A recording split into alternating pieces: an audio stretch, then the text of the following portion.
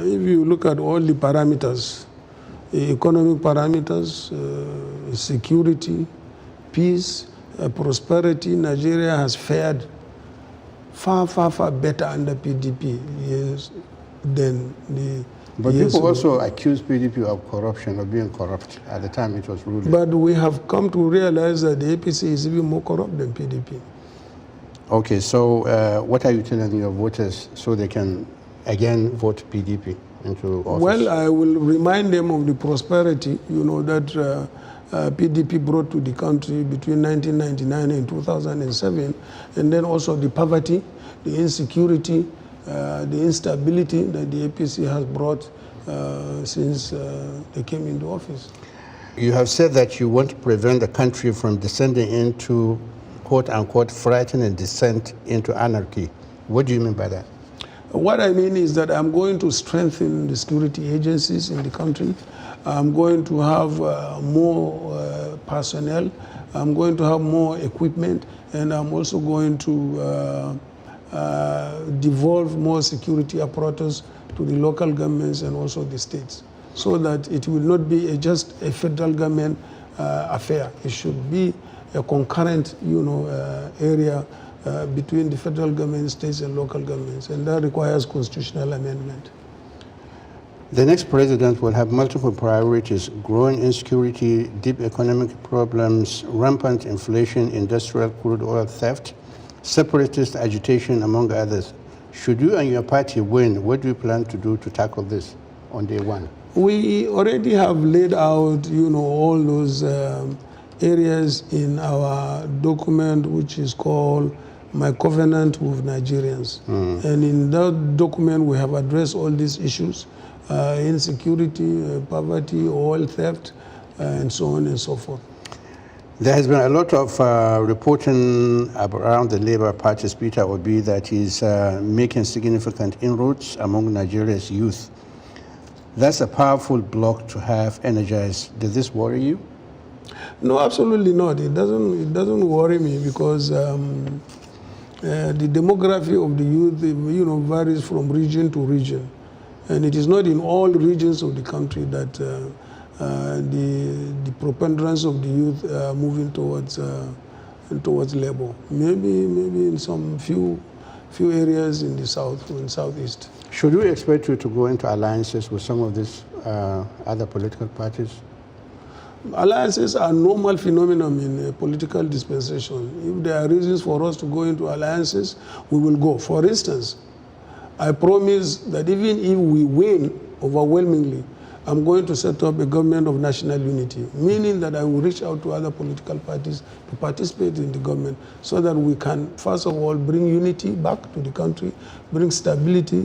Unless you have unity and stability, all the programs you have lined up to implement, you cannot implement them. We have done that in 1999. PDP won overwhelmingly.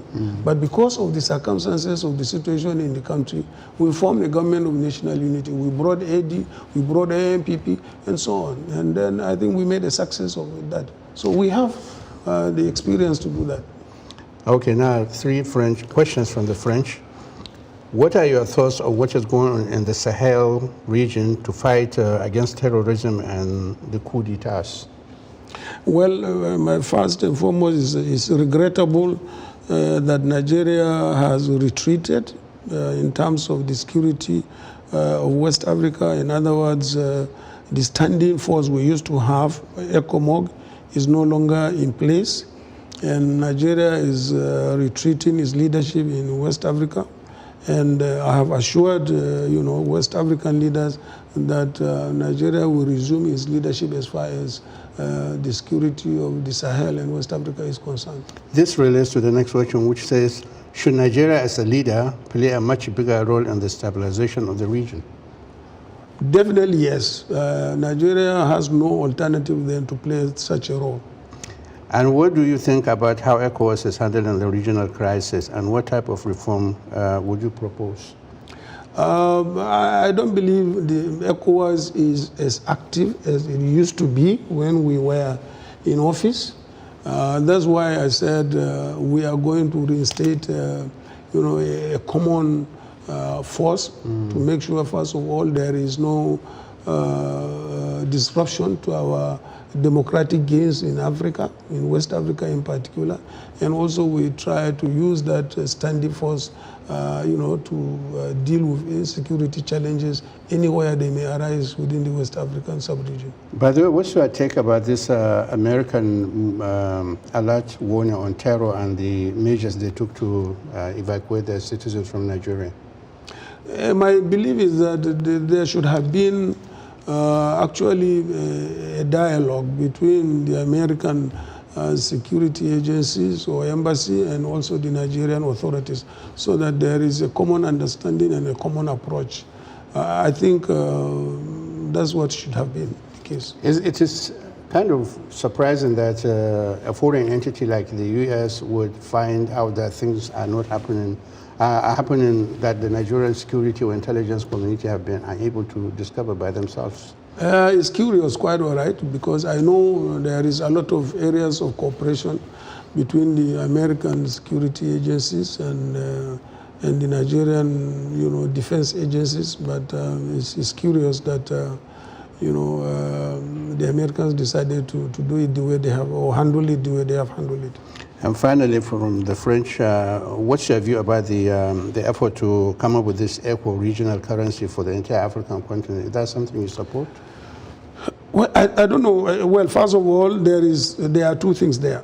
There is the West African common currency, right, which we support very much, and which, in fact, I have assured some West African leaders that I will pursue very, very vigorously. And then secondly, there was also the Inter-African trade agreement, which Nigeria has signed, but is not implementing it actively. So our administration will make sure that that is very much implemented throughout Africa.